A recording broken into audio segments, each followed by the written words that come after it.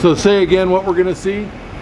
See just an orientate the spindle and 0 and Move the table in X, Y, and Z. yes. 0 return and Z. So Z works.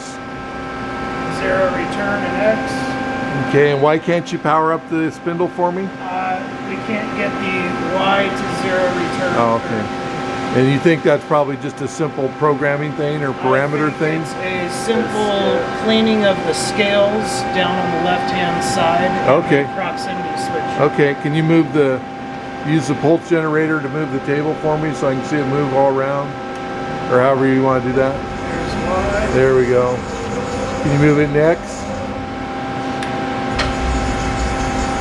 Okay. Oh, the column moves, not the table. So the column moves in X and Z and the table moves in Y. Right? Yes, sir. Okay. Perfect.